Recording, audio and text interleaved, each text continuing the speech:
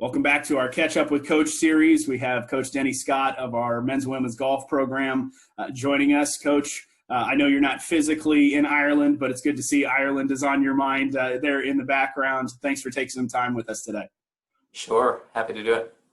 Let's talk some golf. I know that you guys were in the mix of your spring season really when the whole COVID thing went down. And I know that golf is one of the unique sports that we have in that you're always in season. In fall, you're in a particular side of your season. In the spring, there's always tournaments to play as well. So just take me through a little bit of that scenario when you guys are in the mix of your seasons and just kind of getting underway, and all of a sudden the rug is kind of pulled out from under you in terms of the season. Yeah, we were we played 3 tournaments this spring of the 5 or 6 that we had scheduled, and had done pretty well. We're gaining some really valuable experience. But the spring season, when we came back off of a break, was so wet and rainy. I don't think we played a tournament that didn't rain. Mm-hmm. But we were able to use our new indoor practice center to get ready, which was nice in January and February. So I felt like the guys were really starting to come on after the 3rd tournament, but it abruptly ended after that 3rd tournament. We hadn't really performed at a high level yet in the spring, but we were really working toward the end of the season when we host the Competitors Cup, and that was our goal, to win that Competitors Cup championship. Had some good teams coming in, and that's one of our favorite events of the year every spring, because it's a match play event, kind of like Ryder Cup. And the guys really look forward to it. And the teams that come really look forward to it, because it's about the only match play event we do all year. Everything else is stroke play. But so we were building some momentum toward that, and then it just abruptly ended. And I was disappointed for a couple of the seniors on the team, guys that are graduating, and 1 girl and 2 guys. But we're looking forward to moving on and building on it, and getting back to a normal situation. Yeah, exactly. The new normal, as we should say. You had mentioned the Bruins golf facility. I want to talk a little bit about that because it's such a cool story that maybe people who are watching don't necessarily know how that came to be. Just kind of take us through the process. I know the desire was always there to have some kind of place on campus that our golfers could go and work on certain aspects of their game, and we just hadn't had it. So for the interim, guys would have to go out to a course or to a driving range or to other places to get that work done. So just talk a little bit about how the Bruins golf facility came to be. Well, the challenge with any golf program is availability of practice. We have to coordinate that not only with class schedules, but with weather conditions and course availability. To be honest with you, courses are businesses, and there you have members and they have full-paying customers, and so we have to fit in the cracks, so to speak. But I felt like there was a space on campus a number of years ago where we could repurpose a larger facility that was maybe just being used for storage, or wasn't being used as its original purpose for whatever reason.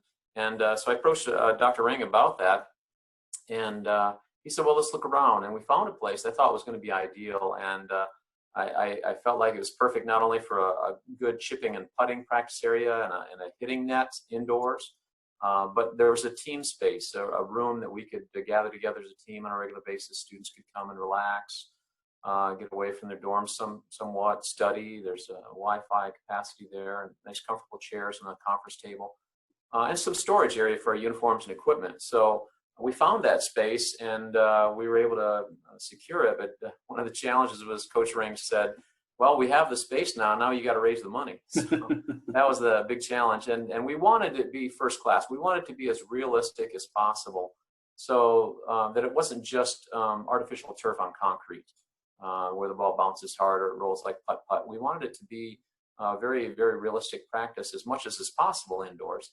And so we contacted the Heritage Synthetic Turf Company, who does installation of artificial turf greens, for high-level golfers, tour players, and organizations and businesses that need it.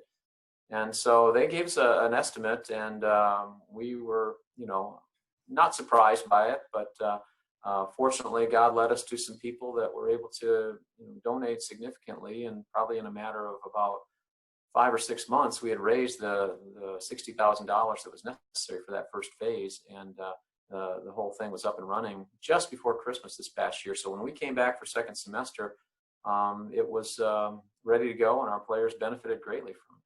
Talk about some of the things the players are able to do in there from just a practice and instruction perspective. Sure. We have a full an area where there's a net where we can take full swing shots, and that eventually will become phase two. It is phase two, but we have to raise a little bit more money for that. But that'll become a golf simulator launch monitor, much like you see at any indoor golf practice facility, Golf Galaxy, PGA Superstore. And we'll have a launch monitor in there, a TrackMan launch monitor, a projector, and a full computer analysis of the swing and feedback that players need: launch angle, spin rate, club head speed, ball velocity, things like that. And that'll be in one corner. We've been hitting into a net in that corner, taking some full swing practice indoors. But the vast majority of the facility is a chipping putting green that has undulations just like outside. It has putting speed just like a green outside. It has uphill, downhill, side hill putts. It has areas where you can chip from a little fairway fringe, or even a longer rough fringe. Goes wall to wall with artificial turf. And it's about, 2,500 square feet. The putting green is about half of that, maybe a little more than half of that. But it's really very realistic. Players can chip with the ball above their feet, or the ball below their feet, out of a tight lie, out of a little bit heavier lie. And the putting is almost as true as any putting green outside. And reading putts is important, and learning how to putt right to left to right, uphill, downhill. It's all available to us on that indoor facility, which is really quite amazing. And you don't have to worry about weather or anything like that. It's basically a class schedule. And so that's rain or shine, day or night. That's right. That's right. Let's talk a little bit about the upcoming season. I know last year we'll start with the guys and then we'll get to the girls team here in just a second. But let's start with the guys team. I know the year before we had several guys who had come through who were more veteran players who had been with the program a long time, who were key contributors, who graduated. And then you came into this last year with a lot of guys who maybe were on the backside of those earlier teams who now are going to be thrust into the limelight of having to really contribute. So give me just kind of your collective thoughts on last season, what you saw that you liked, what you saw that that we could improve on, those kinds of things. Sure. We only had one 4-year senior on last year's team. That was Keaton Osteen. And Keaton was one of the hardest working players we've ever had, and led by example for the rest of the team. Maybe not scoring wise, had the scoring average of some previous leaders on the team or captains, but did a good job there and led the team well and working hard and improving his game. And but the rest of the guys were young and fairly inexperienced. We had to rely on 2 or 3 freshmen and a sophomore to really contribute this last season. And gaining experience is the only way you're going to get it is get into a tournament. And for the early years, sometimes it's hard for freshmen, sophomores to crack into that top 5 and get one of those tournament experiences. I try to, in our home tournaments, give everybody opportunities to play in competition, because we can field an A team and a B team in our home tournament. And some tournaments on the road, I take an individual golfer who's really coming along. And we saw some significant improvement with some freshmen this past year. I'm excited about their contribution. We're returning 4 players for this year and for the guys. And I'm already talking to, I think, 6 new players that are going to join the team this fall. And a couple could contribute almost immediately as freshmen. So we're going to be, again, a little bit younger this year. But these last 2 years have been a little bit of rebuilding. But we've got 2 solid seniors that'll lead us this year with Haddon Wigginton and Luke Jacobs, who are really working hard and will lead us in scoring and good example. But we'll miss Keaton. He was a great 4-year contributor for our program, but a lot of new faces really this past spring and going into this fall. Looking at the women's team now, obviously a monumental season in the fall this last year as Kate Matthews became the first All-American in our program and in the young history of our program. Just talk about how that really served as a way to build some momentum for the women's team and how that will build for the future. Sure. That having a player represented at nationals, even an individual that qualifies if the team doesn't, really raises the awareness of your program in the NCCAA and just even in the community of golf here in Greenville.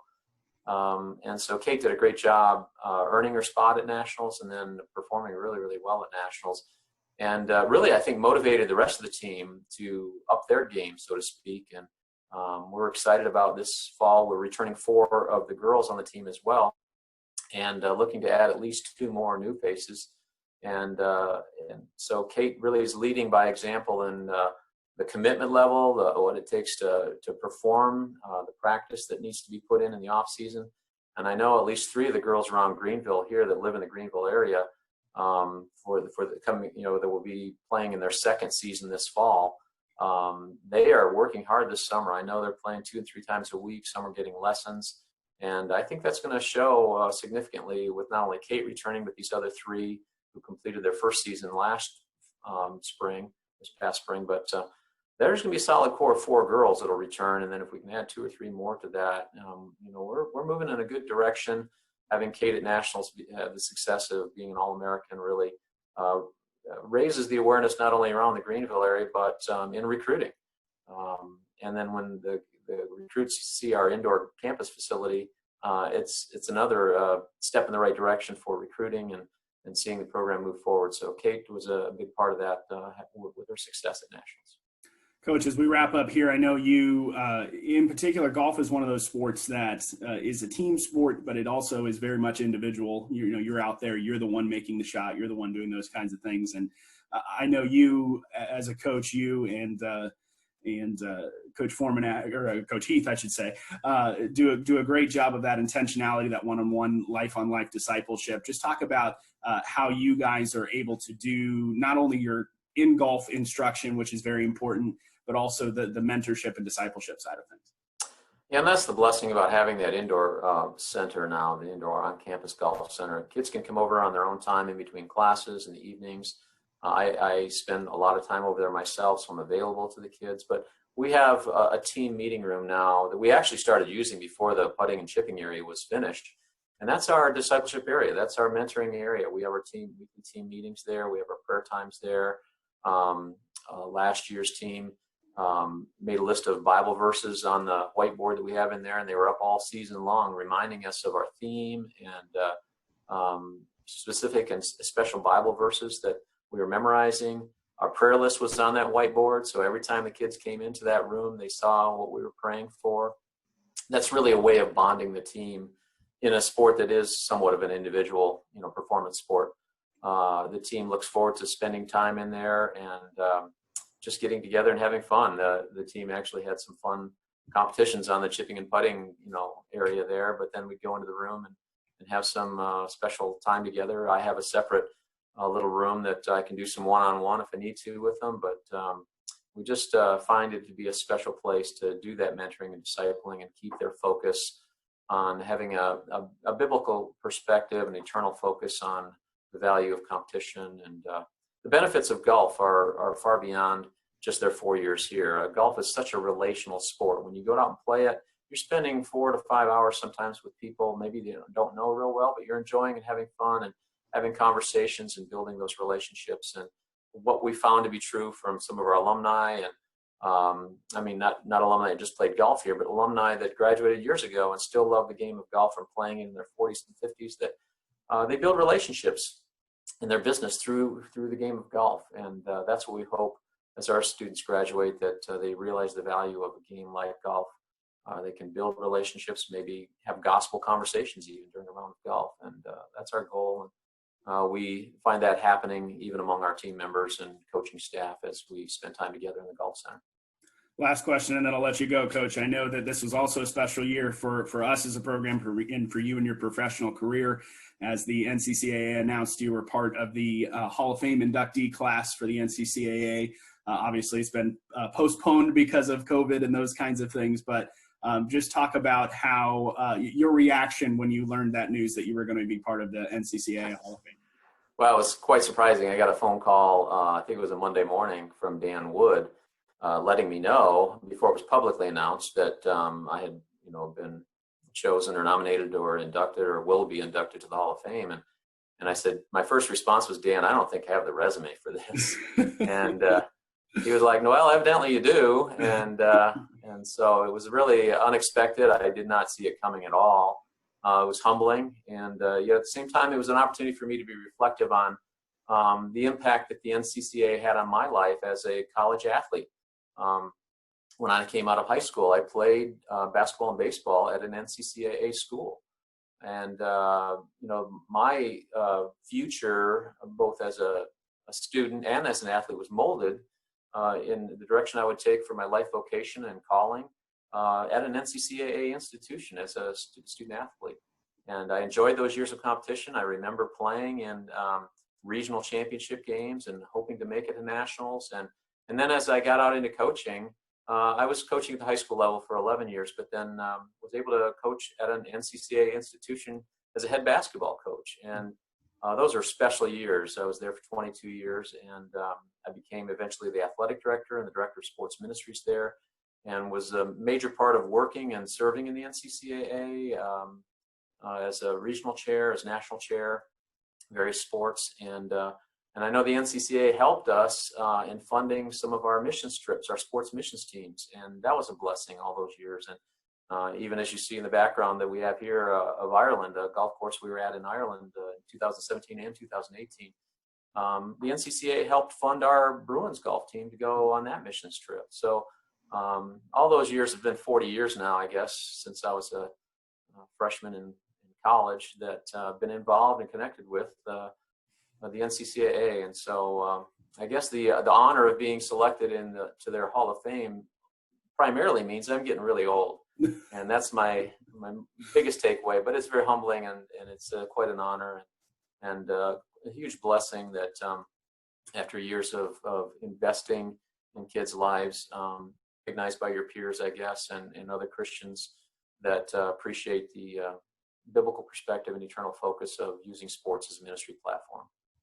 Well, I know 40 years, I don't know how you did it, and you're only 35 years old. So we got to work that out somehow. But sure. A fitting tribute to really decades and decades of investment at Christian institutions, and more importantly, in the lives of student athletes for many, many years. Coach Scott, thank you so much for the time today, and we're looking forward to another great golf season coming up this fall. Thank you, John. I appreciate really so much the work that you do as our sports information director as well. Thanks.